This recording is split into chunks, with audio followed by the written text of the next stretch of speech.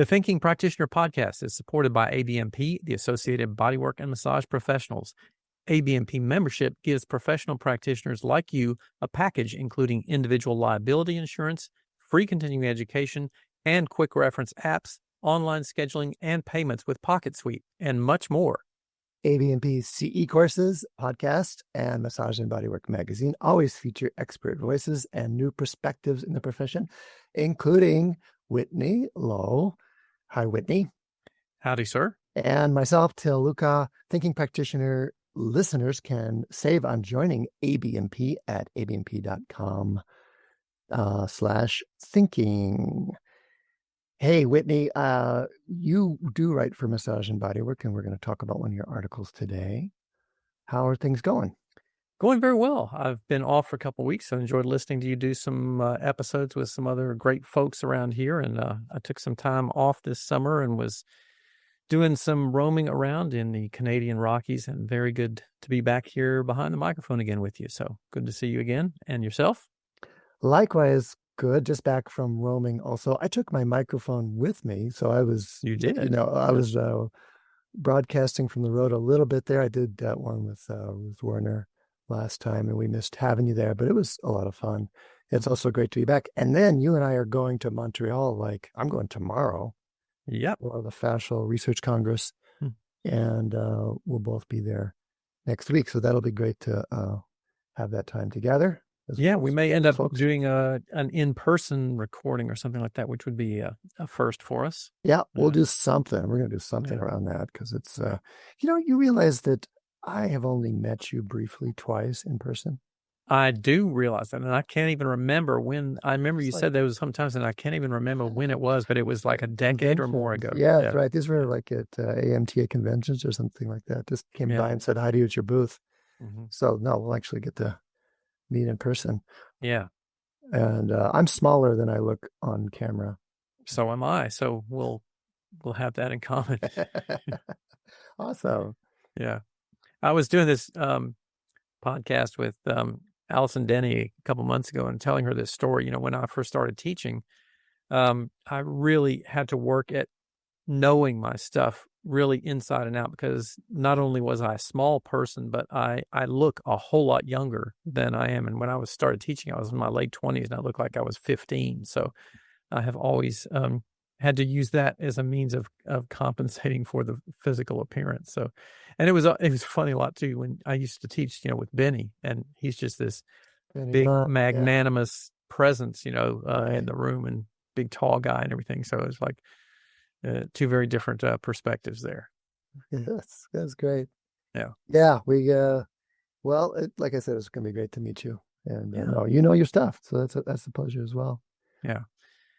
So speaking of stuff, what are we doing today? What are we talking about today? I wanted to talk with you about the sacroiliac joints and about the bones that connect the ilia, the big bones of the pelvis, innominate bones, etc. Mm-hmm.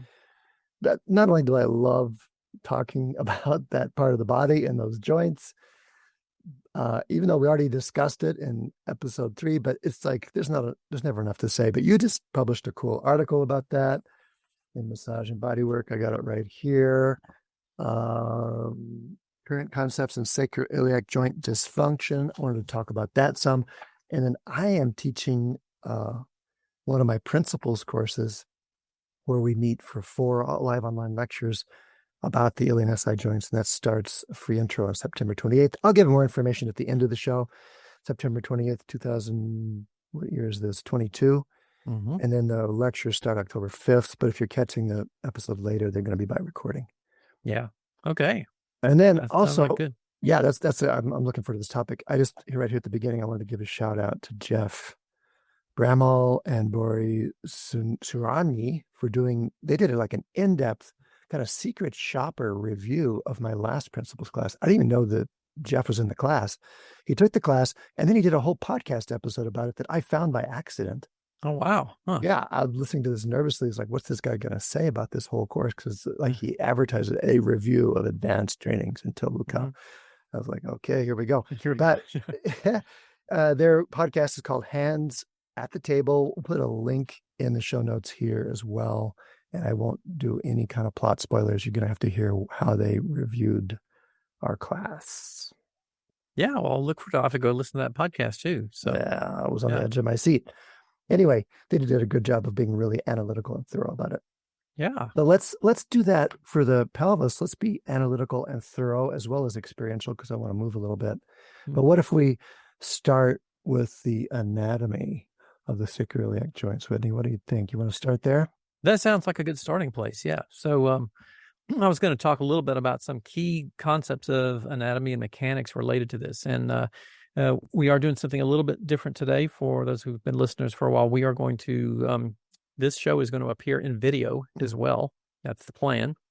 And so I'm going to put some stuff on the screen. So those of you who are listening to the audio version, we will make reference to some things that we're showing on the screen. We'll try to describe those as much as possible, but there will also be links to the video version on our respective sites. And we'll put that in the show notes and talk about that at the end as well. So that is the plan. So without further ado, let's take a look in there and see what we're talking about here at the sacroiliac joints. Mm-hmm. So first thing is we want to take a sort of a reminder of where we are. We are looking at the place where the sacrum meets the ilium on each side. And there is of course, left and right sacroiliac joints. Couple things from bony architecture that I wanted to call attention to. This particular image does not necessarily show this really thoroughly. And I think, Til, you've got some other images that will show this more clearly. But these joints are unlike many of the other joints in the body, which are smooth gliding surfaces, in that there's a very rough and irregular contact surface here on the side of the sacrum, and a similar rough and irregular contact surface on the ilium, which sort of meets each other and interlocks. So it's this interlocking sort of mechanics of the bone itself, not to mention all the other soft tissue structures around there. But that's a big key part of making stability in the sacroiliac joint, is the sort of interlocking alignment. Consequently, when that alignment is somewhat off, and we'll talk about what might cause it to be off in other situations, this may cause some of the other significant pain problems when those bony contours are not aligning with each other. It's pretty easy to see how that might occur. And I'm going to mention some other things a little bit later on too, about the high percentage of nociceptors that are inside the sacroiliac joint, and many of the other connective tissue structures around here that are highly and richly innervated, that play a role in a lot of those pain complaints that we see.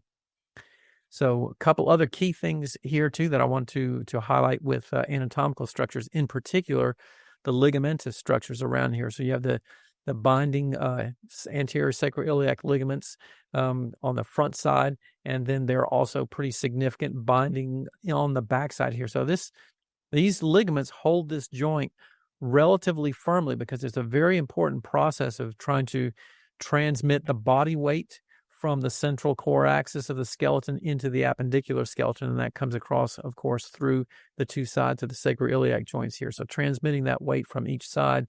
And let's just briefly kind of illustrate that, as that weight's coming down here is distributed across these joints on each side, going directly across the sacroiliac joints. So these ligaments are holding those that sacrum in position.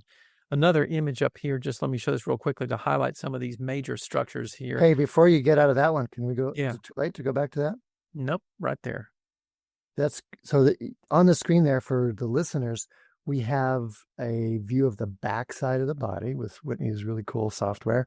And he's showing these massive ligaments around the SI joints. And he's drawn lines that show the spine's weight transmission splitting there at the sacrum and being transmitted into each side of the pelvis, each left and right ilium. Did I get that right, Whitney? Yes, sir. Absolutely. And then there's strong ligaments all around those joints. And you're talking about the role those ligaments have in that weight transmission. We can really see that wedge-shaped arrangement of the sacrum there. It's like a downward pointing wedge, or the arrowhead on the bottom of the spine. So you can imagine that weight pushing that sacrum down between those bones and wanting to pull them apart, but the ligaments resisting that and loading from that weight-bearing function and really snugging that joint up tight. Yeah.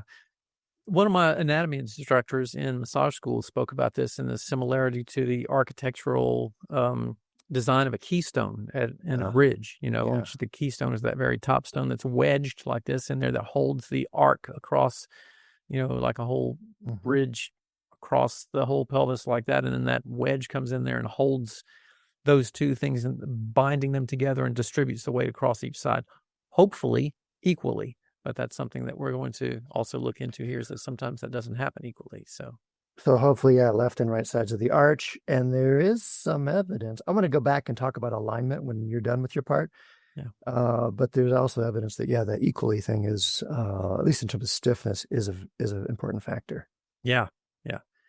So just take another quick look here at listing several of these other stabilizing ligaments in addition to the ones that we looked at. Up here from the transverse process of L5 over across to the ilium is the iliolumbar ligament. This is like between the lumbar vertebrae and the top, the iliac crest, almost in the backside of that, huh?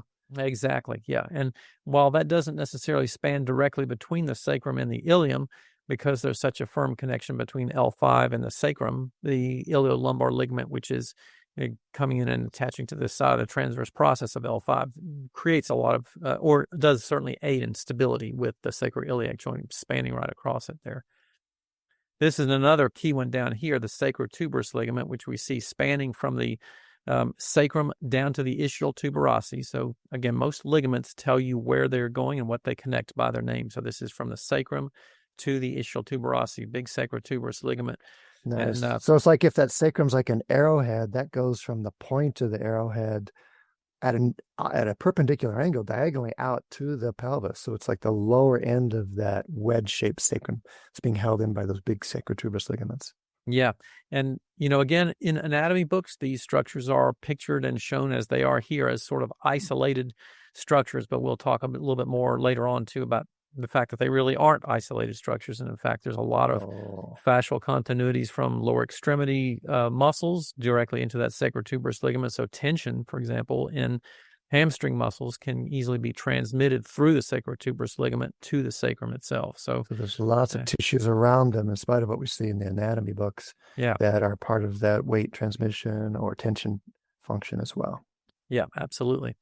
One other one here we don't hear about quite as often, but also very important, is the sacrospinous ligament, and it is going from the tip end of the sacrum over to the ischial spine. This is a little bony projection here on the side of the ischium, the ischial spine. That is also one of the other major stabilizing ligaments. You can see it here in relation to the sacrotuberous ligament on the other side. So it is deep to that sacrotuberous ligament. So for our listeners, that would be deep to or in front of, and it's running like almost perpendicular to the floor on a horizontal plane, just straight out to the side of the pelvis, while those big sacrotuberous ligaments are running at an angle. Yeah, exactly.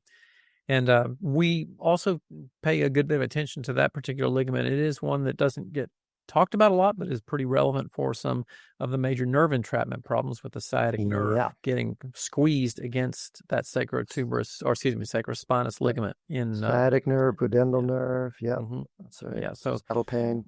Those are certainly important there.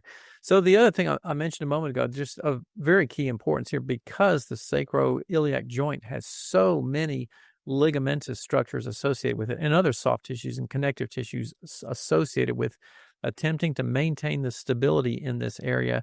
There are a lot of nociceptors in here, which means a lot of sensory receptors that may be reporting pain in a number of different circumstances.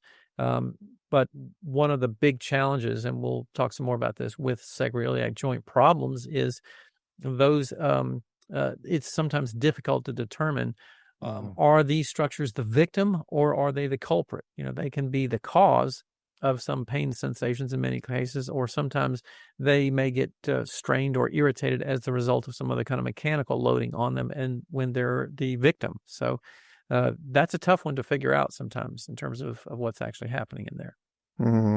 Yeah, we talked about that some in episode 3 as well, the kind of chicken and egg problem.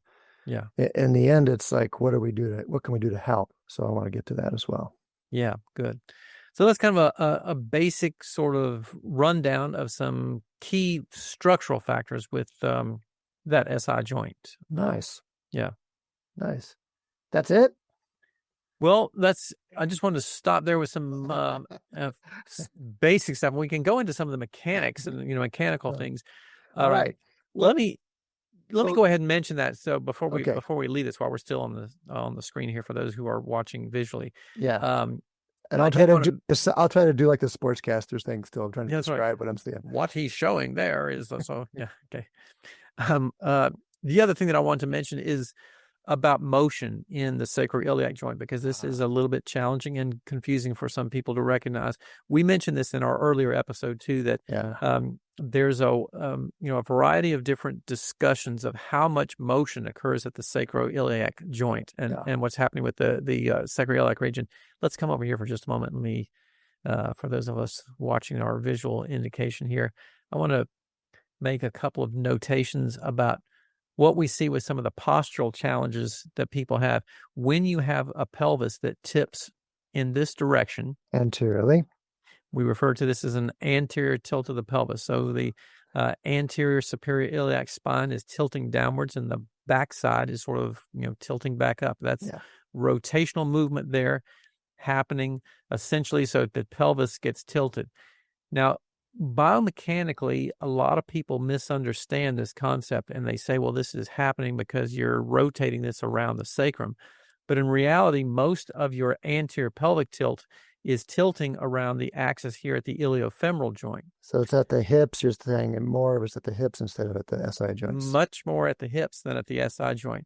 There is a slight degree of movement at the SI joint, but it's not very much movement. It's usually estimated to be somewhere of, less than about 4 degrees is kind of the average of what you hear in a lot of the literature. So I'm bookmarking that as a different, I have some different numbers, but yeah, it's a small amount.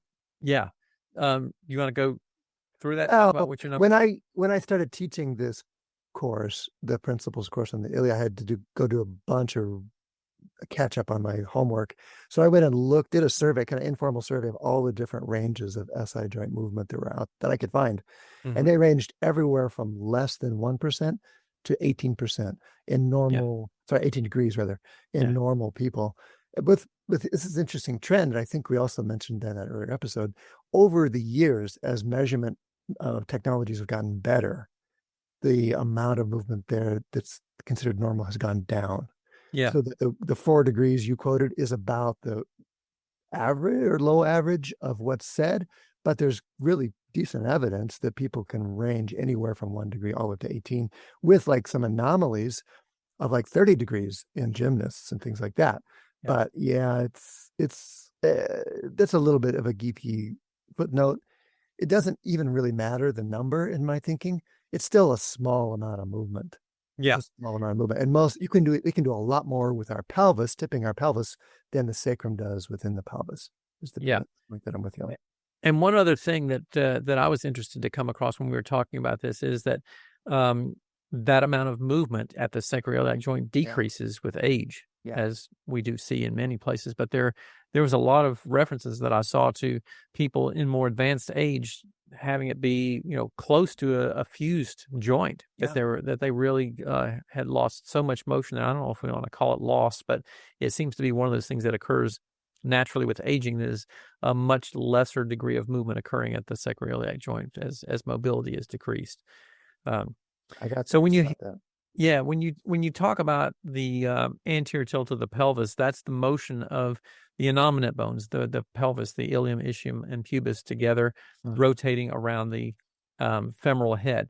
But the tipping forward and backward of the sacrum is actually called either nutation, when the sacrum, the top or the plateau of the sacrum tips in an anterior or forward direction. That's referred to as nutation. And if it tips backwards, that's like if I arch my back and my tailbone sticks out posteriorly, that's anterior nutation, you're saying? Yes. Sacrum? Yeah. And then counternutation would be when it tips back in the opposite direction. So now here's where this gets a little wonky. Again, we can get a little bit geeky with this. I'm ready. Okay, so this is going to be more helpful for those that are watching the video, but I'll try to describe this as much as possible. Me too. Okay, so here comes the, let's see, the illustration here again. If your pelvis is tilting forward and rotating in an anterior direction like this, so imagine, once again, we're talking about that anterior rotation of the pelvis where the ASIS tips forward.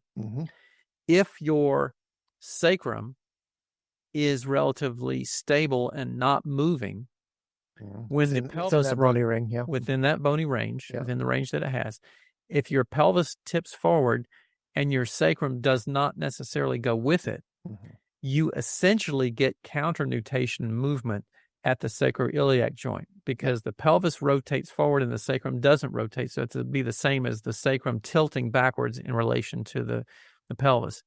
The key with this is that most of the times when you're talking about anterior pelvic tilt, it's tilting more than, the 4 to 8 or degrees or whatever that is. So at a certain point, it starts rotating forward and the binding of those ligaments are going to start pulling it forward with the whole pelvis arrangement. So it's going to start tipping forward anyway.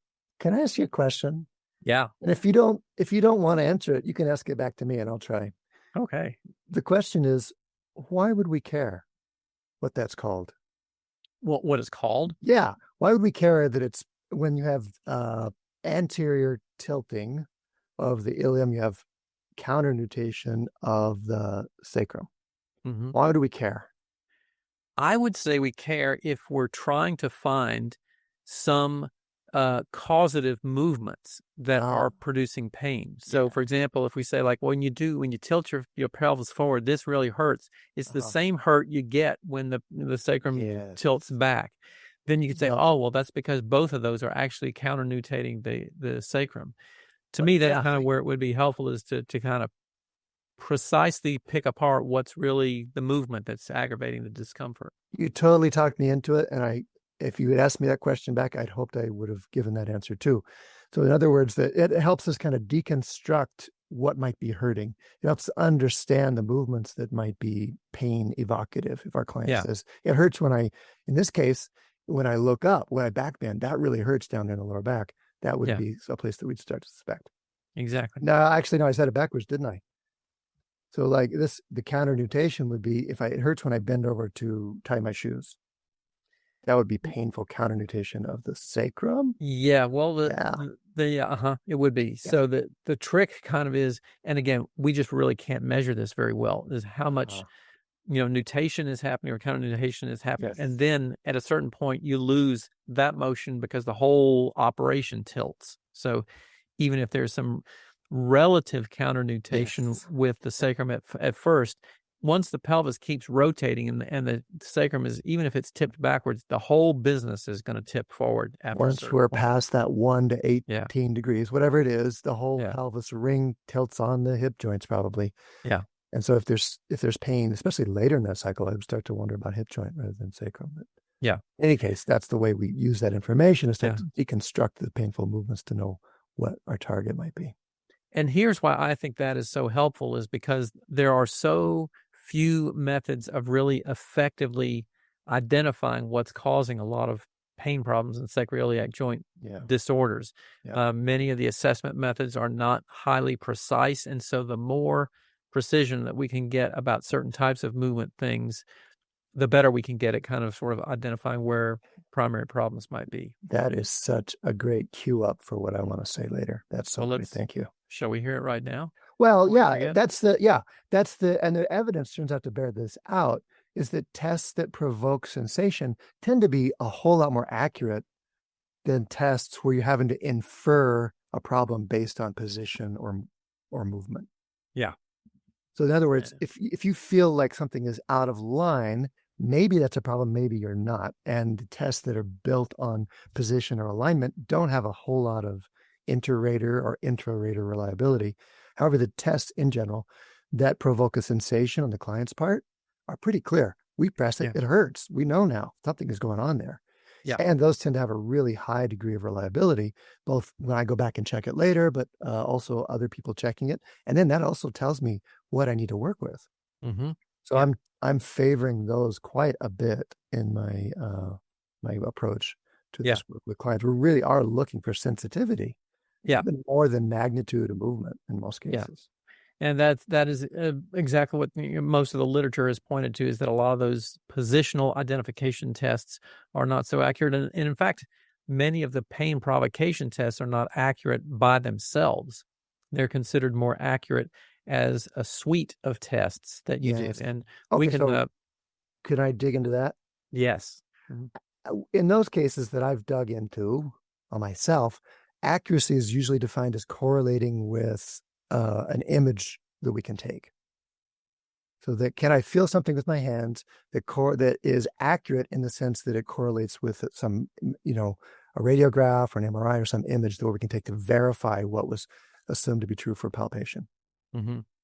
I'm saying my pain provocation tests are nearly 100% accurate in terms of they do provoke pain. Yeah. So I've redefined accuracy too, as saying all I'm interested in is what provokes pain. And if I can press on something and my client says, ouch, I tend to believe them. Yeah. That provokes pain. 100% accurate right there. Yeah. And then the question is what to do. What does that mean in terms of the anatomy? I don't know. I'm going to stay agnostic on that. But I have techniques that can help work with that sensation. Mm-hmm. So I'm targeting the sensation of the pain itself more than, say, the misalignment or the presumed positional fault or different things like that. Yeah. There was a wonderful little YouTube video, and maybe we'll put this in the show notes too, that's on the Physio Tutors website, which is a great educational website aimed at physical therapists and physiotherapists. And they're referring to Laslet, who's one of the authors that have talked a lot about this process of clustering tests for the sacroiliac joint. Yeah. And they said, the Laslet has sort of zeroed in on 4 of those commonly used tests as being the ones that are most accurate, and those being kind of like the ones to focus the most attention on for, do we get a consistent finding from all 4 of those, or is it 2 of the 4 are positive and 2 are not, or whatever. And then also there's another article, and we'll link to this in the show notes too, from Sadek, Zadek. I'm not sure how to pronounce that. Mm-hmm. But they were making reference to a piece that came out in the International Association for the Study of Pain as a diagnostic criteria for sacroiliac joint problems. Mm-hmm. And they said, 3 key things would be necessary. One, is there pain present in the sacroiliac region? And the second one was, is there a group of tests that can be selectively identified as causing problems in this cluster of tests? If 2 of the 4 are positive, then that would be considered another factor. And then the third one was selectively infiltrating the joint with an anesthetic and the pain goes away. Yeah, right. Being the key sort of diagnostic criteria that physicians would use in identifying sacroiliac joint problems. Yes. There's been so much work done in recent years on the accuracy question of making sure that these orthopedic tests can be replicated, can be useful information to other practitioners, say a surgeon who's going to take over after a physical therapist, things like that. Yeah. That's when it gets really crucial. Either you're doing a research project and need to be precise about what you're measuring, or you're interfacing with other practitioners who are going to take your information and design treatments or interventions or surgeries based on what they're hearing from you. In those cases, anatomical accuracy is key. Yeah. I'm still going back to, like, on my table, if it hurts, that's all I need to know. In the sense of, like, now I have a therapeutic target.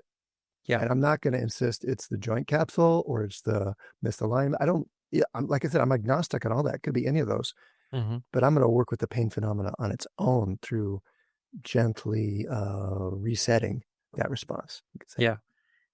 And my understanding too is that might not necessarily mean localized treatment. There was a paper, I think, that came out in 2021 about the stechofascial manipulation of treatment for SI joint disorders. It was talking about treatment applied pretty significant distance away from the localized pain. I think it was like, I can't remember the measurement, maybe 20 centimeters or something like that, away from the site of primary problems. And this is, again, emphasizing that a lot of times working on not necessarily immediately localized tissues can certainly be beneficial in addressing those kinds of complaints. Well, yeah. I mean, even like neurologically speaking, the target zone on the spinal cord for low back pain is really big. It's like a cloud more than a spot. It's not one wire going into a junction box. It's a whole field.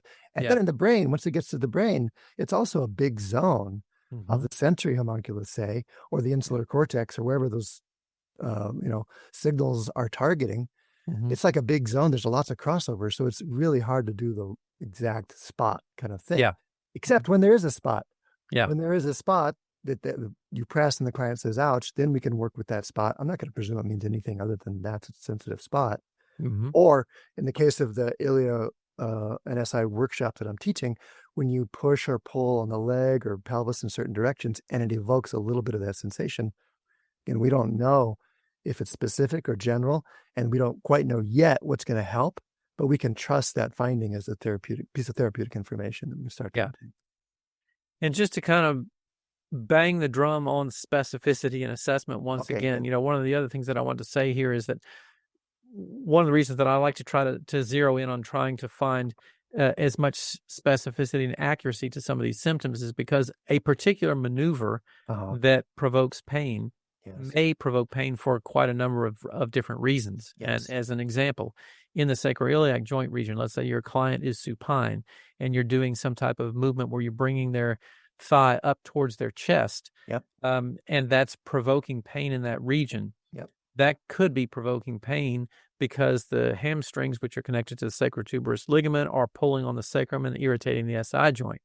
That may produce pain in the gluteal region and down the posterior lower extremity. That could also be producing pain because you are stretching the sciatic nerve against the sacrospinous ligament when you do that, and that can cause gluteal pain and pain down the posterior side of the leg. So it would be causing pain from nociceptors right around the sacroiliac joint from that kind of posterior torsion of the ilia, anterior nutation of the sacrum that happens when you bring your knee to the chest. So it'd be right there in the joint capsule. We don't know the target. We don't know the tissue at that point. But I know. I don't know where you're going with this, Whitney, but I know that I can use that maneuver, the knee to the chest, to gently de-threaten that kind of movement and gently change someone's protective responses around that sensitivity, that pain. And then I can also start to look in my book of orthopedic options and try other things. Maybe they've learned from you or from me, from other people, to look at some of those other possibilities, like the sciatic nerve or the hamstrings or the SI joint itself. Exactly. And so for me, it's always kind of a process of looking for patterns. You know, what kind of pattern is illustrated here? Is this something that looks like a pattern of neurological engagement where that, you know, gets significantly irritated when the client lifts their head up? You know, a lot less likelihood that we're looking at a sacroiliac joint problem from tension through the, you know, sacrotuberous ligament if lifting the head forward is significantly aggravating that pain. That's a lot more likely to be a neurological involvement. And so, you know, just little pieces that you can add on there that can help you kind of zero in on what you're doing is I think, quite helpful in many instances. Super helpful. Whether you're treating empirically or analytically, whether you're thinking like, here's something that I feel and the client feels, and we're going to work with that, the empirical approach that I'm describing, or analytically, where we're thinking, oh, what could be producing this and how can I start to list those out and think those through in a more linear fashion, more analytical approach. Either way, it's going to be helpful to be able to start to tease those apart. Yeah, excellent. So what else have we got here? Well, we were talking about anatomy. You've got some anatomy images and things like that. Thanks for that cue, and thanks for the discussion there too, because it's the questions of accuracy, the questions of what we do with the information. You know, it's all contextual for me. It's like, what does, why does it matter? And I love your answers. And how am I going to use those questions there? What do I want to show in terms of anatomy? I could talk about how complex this is, how many different systems have their own models of the sacroiliac pain and how complex some of them are. I'll just give a little preview of this one. Let me see if I can get it up on the screen properly. Okay, we're there.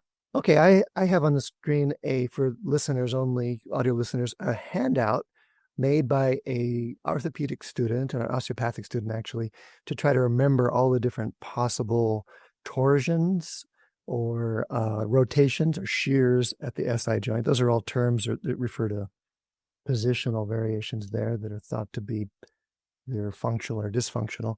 But he's got a fairly extensive table that I had to try to memorize. And when I finally found this handout, I was like, oh my God, the key, the Rosetta Stone to understand all these different left on left, right on right, right margin, posterior, etc., variations that the sacrum is thought to do. So this is the way I was used to be working through these complex variations of positional changes. And then at some point, when I had to go, as I mentioned in that earlier episode, when I had to go teach it in a useful way, I realized that I'm actually working in a much simpler way on the table rather than that analytical approach. I'm actually, again, looking to find out what is interesting in terms of sensation, since that's the motivator for most clients, is like something that doesn't feel right, doesn't move right, or doesn't feel right. I want to find out exactly what I can do that reproduces that, and then start to use techniques to help either desensitize that or help it be more mobile. Now, in the case of the SI joint, since there's not much movement there anyway, it's usually not about mobilizing. Most of the mobility, you said, like comes from the hip joints. Yeah. I almost think about the SI joints as a funny kind of sensing shock absorber. They take up a little bit of movement, so mechanically have a small function, a little springiness there, perhaps, at least especially when you're young. But more than anything else, they're probably giving our nervous system information about loading. They're probably telling us how the load is being distributed to the two legs, or how left and right legs are moving in against each other at the joint. Right. So I've shifted my own thinking from position. Can we get it unrotated or upslipped or outflared or whatever? Can we undo those things to instead, how can we make sure that every dimension, every direction of movement feels okay? And that there's some sort of tolerance for the movement in every direction. So let me ask you this question. Please. On sort of like the treatment processes that you go through and the way you think about this. Yes. Do you tend to, and maybe this is kind of like is a bit individual, but would you say that you tend to move people towards a barrier of discomfort and see if you can push that barrier of discomfort farther away? Or do you try to keep those movement things within comfort zone and just sort of reinforce the comfort sensations and see That's if that a key you just question. make those bigger? Do I find a barrier and push against it, or do I stay way back from that and try to build capacity within that less challenging range? Right. It totally depends on the client's resilience, the rapport I have with them. If someone comes to me with like an SI joint that flares up and gets painful on them, I'm not going to push it. It's like more movement isn't going to be helpful in my thinking, probably, or at least in the past, they've had things that flared it up through more challenge. So there's not about challenge. There's about calming down. And I might work well within that mid-range of small movements that just begin to feel a little funny and stop right there and have someone breathe and relax and essentially go through an autonomic or sensory reset around that threshold. Yeah. So, like, Whitney, I want to do more work with you around the hypermobility question, because it's such a puzzle. I mean, in the simplest terms, a lot of manual therapies work to loosen things up. Yeah. And so there's a paradox of when we have a situation that might be the case that things are, quote, too loose, how do we help? It isn't just to go loosen things up more. Yeah. It may not be as simple as just going to strengthen it more either, but I still think there's a lot we can do. And that's a puzzle I'm unpacking for myself. I want to talk about that. That's a question that ironically got sort of posed to me very, very early on in my massage training, like when I was early on in school, because my mother has Ehlers-Danlos syndrome. Hey, okay. And so there's a connective tissue condition where there's a lot of movement at the joints, basically. Excessive amount of movement at the joints, very weak connective tissues. And so a lot of the things that we were learning about, like make everything loose, like everything was so loose already. It's like, well, what do you do? What are you trying to do here? But she would have soft tissue pain. And so I'm thinking like, well, why? Why is this painful? Because it's so loose to begin with. So too tight. Yeah. Yeah. Right. And I think probably a lot of your work on the inflammatory stuff is relevant there, because there's probably a significant amount of that kind of thing going on. But this sort of gets back into a lot of these things have a whole lot more to do with nervous system responses in many instances of what we're seeing. Well, it's the nervous system that's transmitting, generating, interpreting those nociceptive signals. In other words, the nervous system is responsible for the pain phenomenon. So let's work right there is one of my points around that too. Yeah. Unless it is mobility, unless it is a symptoms of something, it just feels stuck. And no, it doesn't flare up. It doesn't hurt. And, and I'm like totally strong and healthy. Then it might be more of a mobility kind of intervention I would do. Yeah. how can we challenge it at the edges of where it moves and have someone find ways to allow more movement there instead? Yeah. And you brought up something earlier too, just to call attention to remembering that we are treating individuals when we do this kind of stuff, and the significant amount of mobility that you might find in a 19-year-old gymnast, and what you're going to do with them to try to work with excessive hypermobility, which you may not try to change that a whole lot, compared to the 48-year-old office worker or somebody like that, who's having some maybe more significant problems because of hypermobility and the wearing away of joints and producing arthritic changes. Those strategies may be consistently different. They may be really different. And I don't even know that my explanations are going to be the right ones, but I know that I'm going to start with them as I'm not going to push someone that moves a lot to move more. Mm-hmm. And even when I'm playing within their mid-range to help de-threaten movement there, I'm going to be tracking how they're able to relax into it. Are they able to breathe? Are they able to stay present with the sensation? Those kinds of things. Right. And the same with the person that's like doesn't move at all, and it's more they're complaining about stiffness. Or I suspect, you got a really big difference left and right. There is some evidence, one study at least, Damon, 2002, that says when people have a big difference between their left and right SI stiffness, they have more pain, at least in pregnancy, which maybe applies or maybe doesn't. But let's assume it does. One of my therapeutic approaches is let's get the side that doesn't move as much to move just a little easier. And when this happens, it's not my therapeutic approach. It's a really traditional one in manual therapy. Yeah. And so you bring up a really interesting point there too, when you talk about the difference in movement capabilities from side to side, because a lot of people don't think about this very much, but in essence, one of the reasons that the pelvis needs that degree of mobility that it does is that in our normal gait stride, for example, as you swing your right leg forward and place it in front of you and your left leg is behind you, your pelvis, your innominates on each side are rotating in opposite directions. I got a visual for that. All right, excellent. That way, good. I'll also do some of my hands. You can do it with your hands, but I try to describe it for the listeners too. Yeah. You're saying that if you step forward with which leg did you say? I said right leg forward, I think. Okay. Yeah. So your innominate are doing that a little bit. Yeah. I'm exaggerating with this flexible pelvis man. I'm showing how the right innominate might tip along with the femur and the left innominate might reverse the other way.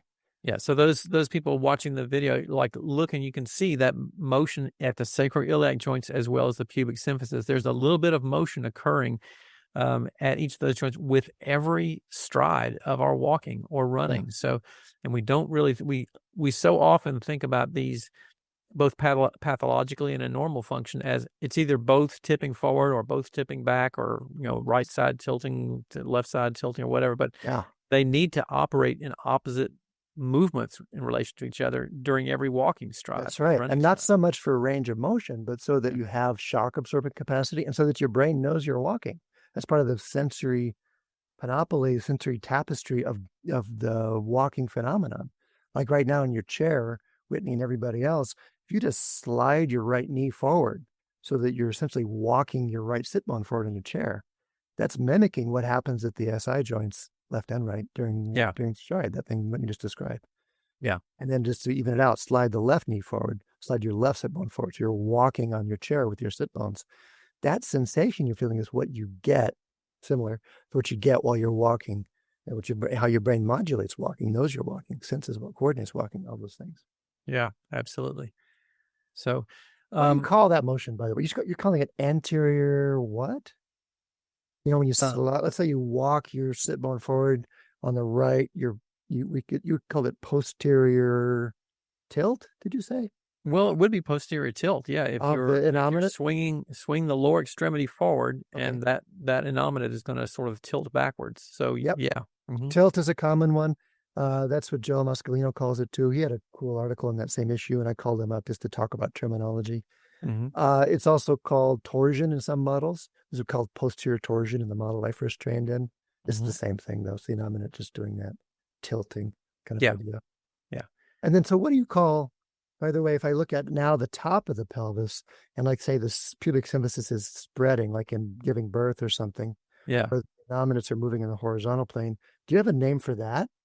Well, usually, and again, for the non-visual people, that he's pulling the pelvis, and we're looking straight down into the pelvis from the superior angle, Yep. and the two halves of the ilium are moving out away from each other, or That's right. flaring out, and that's There you usually go. the term I have heard is in flare or out flare. So out flare when they tilt out, and in flare when they sort of are tipping in. So, Yeah. By the way, that doesn't tip. It's usually taught. I learned it as like they're both quote out flaring or both quote in flaring. If they're both in flaring, they're compressing the pubic symphysis. Yeah. But it was a revelation to me to realize that motion happens all the time, but at the same time. So it's a contralateral in flare of one, out flare of the other. Yeah. And that again is walking. Or if you want to feel it in your own body, like slide your right knee forward. So you walk your right sit bone forward in your chair, and then twist to the left with your spine and shoulders. So that puts essentially an out flare on your right and an in flare on your left innominate at the SI joints. And then switch it out too. So you slide your left forward and you left knee forward, right, left sit bone forward, and twist to your right with your shoulders.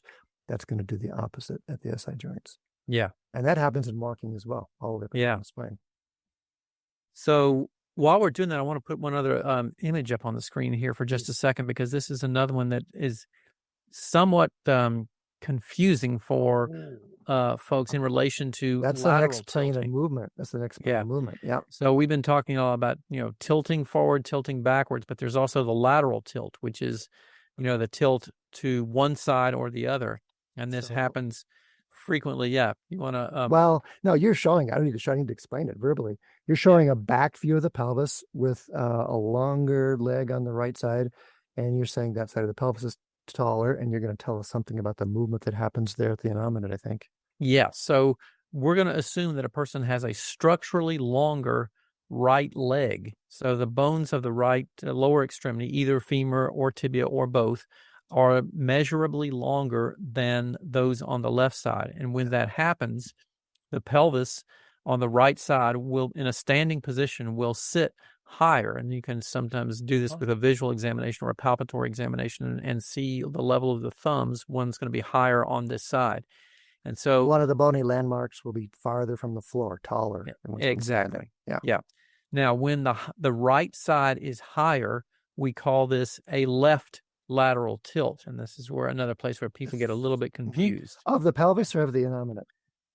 Well, innominate refers to, innominate again it means no name, which is kind of always thought that's interesting. Wow, so that's another subject. Yes. One innominate, you can have a right innominate and a left innominate, or you can talk about both of them. So in most instances, they're going to sort of tilt together. So the right one is going to be higher. It's going to cause the whole structural thing to sort of tilt more to the left side. So that's why it's called a left lateral pelvic tilt. But I guess what I'm saying is, are you describing this now as movement at the SI joint or somewhere else at the hip joints? Well, it's really movement. It's not so much movement as it is the way forces have to be distributed. Because when this leg is longer, the femoral head pushes up against the top margin of the acetabulum and pushes the whole thing higher. So that's just a structural positioning, a static positional movement that's going to make that higher. So high on the right side is a left lateral tilt. Okay. I always like to think about this as if the pelvis is a bowl of water, it's going to spill out to which side. Yeah. And when the right side is high, it spills to the left. And so we call that a left lateral pelvic tilt. Okay. Yep. Now, you're smiling. You have something you want to add in there? I'm like the cat that ate the canary. I'm just waiting. Yeah. All right. Keep going. This is good. You're saying that that's called the movement of that in one side of the pelvis, the innominate on the right side would be what did you call that again? So that would be a left lateral tilt. If left lateral tilt. Yeah. Okay, I have the opposite terminology, but go ahead. That's okay. All yours. Well, no, explain it to me there. I follow Diane Lee, who say on the right side, if the right sit bone gets wider and the ASIS gets narrower, that's a medial flexion, medial side flexion, she calls it. Okay. So that would be something different, because what that's not what you're talking about? I thought that's no, what you're talking about. we're talking about the entire innominate is getting lifted in a superior direction. You're talking about upslip or a slot translation at the SI joint. Yeah.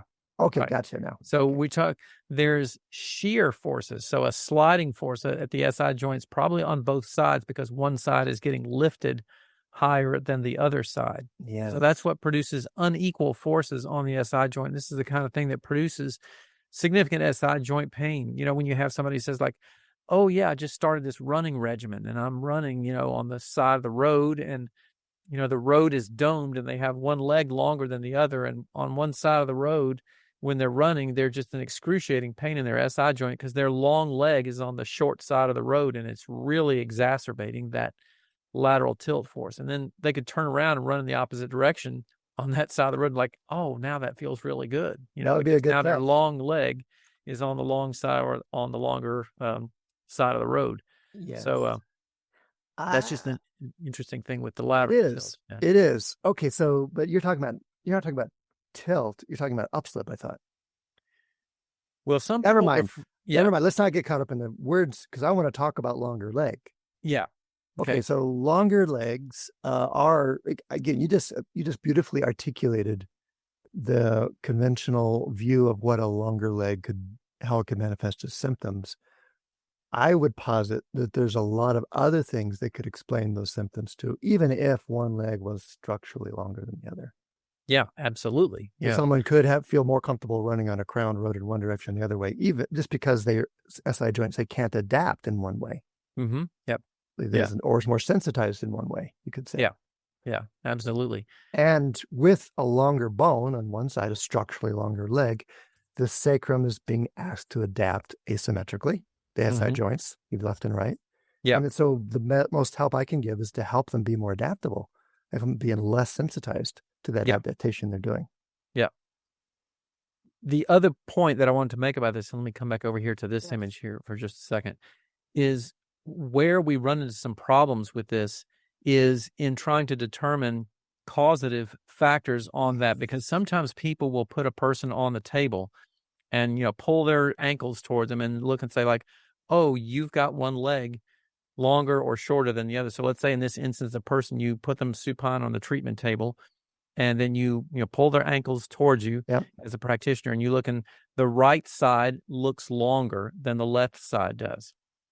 Okay, so we're on the treatment table, right side looks longer than the left side does. And you say to that person, oh, you've got a short left leg and a longer right leg. Mm-hmm. And then what you do is say, well, you need to put a heel lift in your shoe so that can make those lengths equal. But what might be occurring with that individual is not that the right leg is structurally longer, but back over here, and let's do this really quick from our little drawing, our quadratus lumborum over on this side, on the left side, is hypertonic and pulling that ilium in a superior direction, causing a lateral tilt. And when you put that person supine on the treatment table and look at their legs, this left side is going to look shorter than the right side. And if you put a heel lift under that short side, when this is a functional leg length discrepancy as opposed to a structural one, you actually exacerbate or make that problem worse. And that could, aggravate somebody's SI joint pain significantly.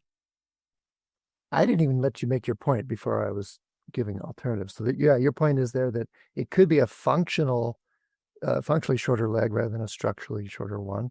The explanation you gave of quadratus tight on the shorter side would be right along with a biomechanical model that has tissue tightness as the causative factor for those differences.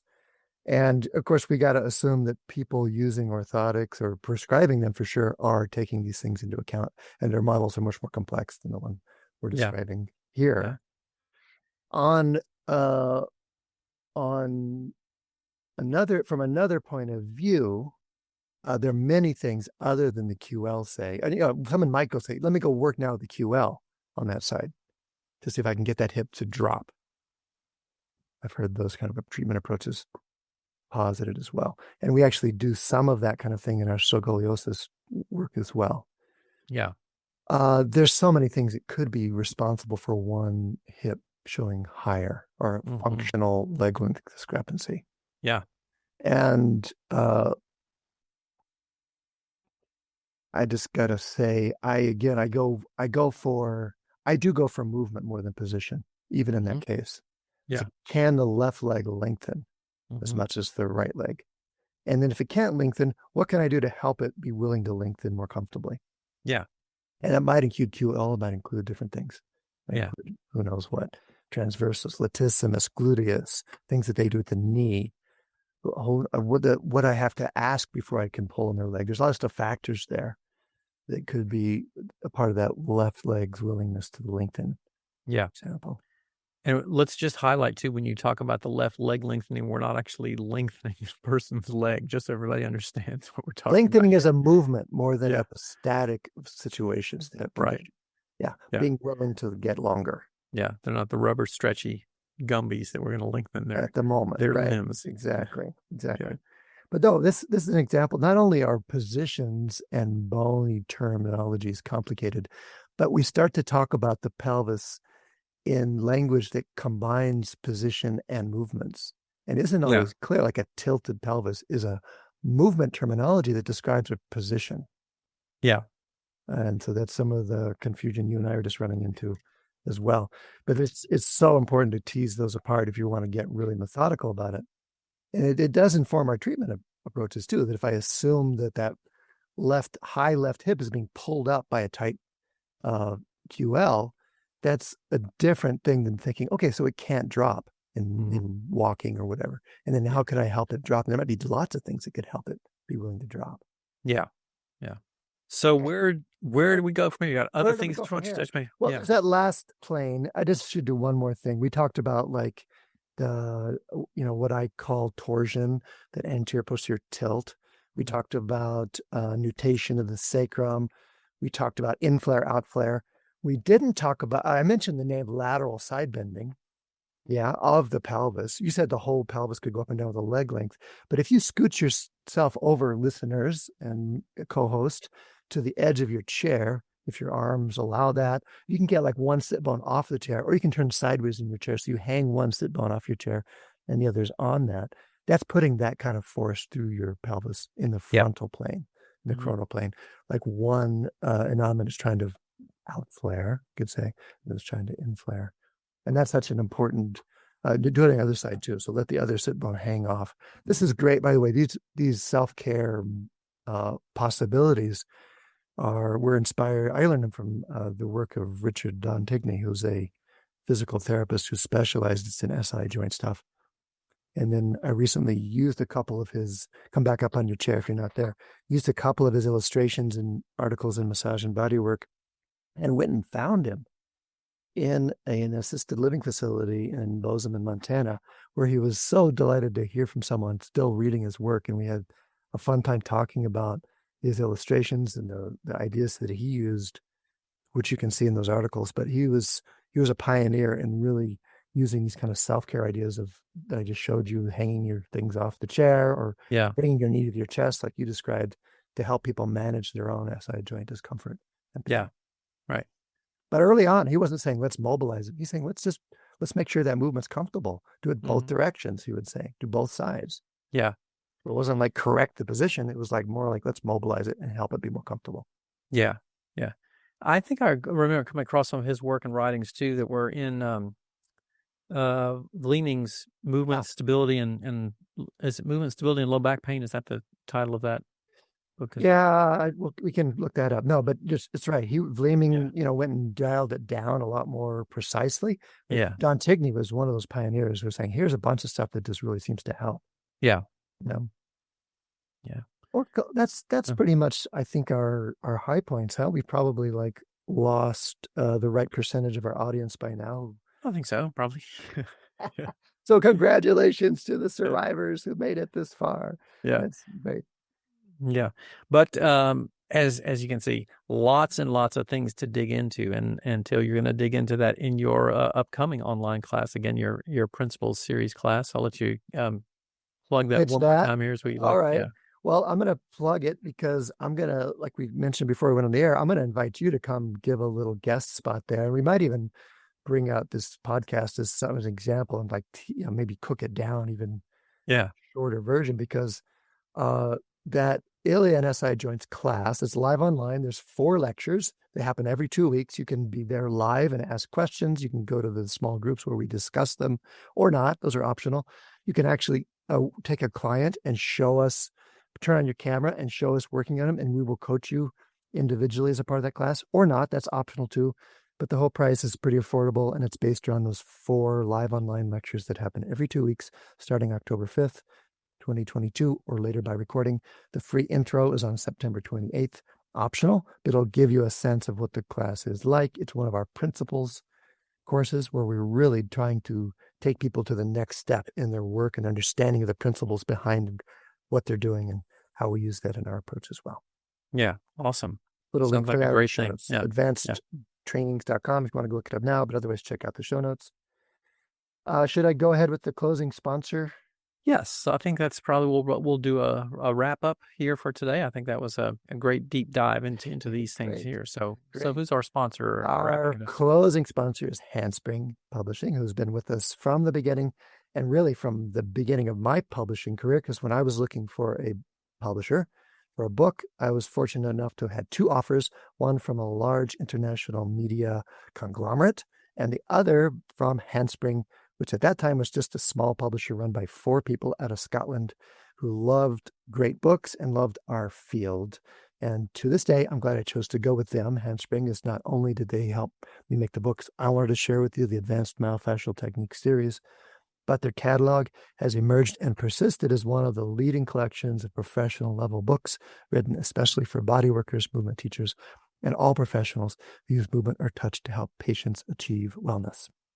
And note that Handspring was recently joined with Jessica Kingsley Publishers' Integrative Health Singing Dragon imprint, where their amazing impact continues. So you can head on over to their website at handspringpublishing.com to check on their list of titles, and be sure to use the code TTP at checkout for a discount. So thank you again very much, Handspring. And we would like to say a thank you to all of our sponsors, and of course to you, our listeners, as well. You can stop by our sites for show notes, hand out transcripts there, any extras. You can find that stuff. Yes, a video on this one. True.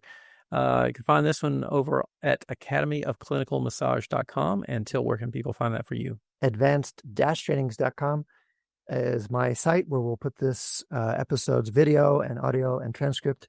If there are questions or things you want to hear us talk about on the podcast, just email us at info@thethinkingpractitioner.com or look for us on social media. I'm at Til Luchau on all forms of social media. Where are you, Whitney? Most days I can be found on social media under my name as well. Also at Whitney Lowe over on Twitter. So some form of that can help find me. You can rate us on Apple Podcasts, as it does help other people find the show. That is quite important, actually. And you can hear us on Spotify, Stitcher, Google Podcasts, or wherever else you happen to listen. Please do share the word, tell a friend, and thank you again so much for taking some time out to listen to us. We hope we maybe enriched your sacroiliac understanding a little bit, and you can help some other folks out there who are in need of your help as well. Indeed. Thanks for hanging with me, Whitney. Great to be with you once again, sir, and we'll be back again in just a couple weeks on another deep dive into some fascinating, enriching topic there.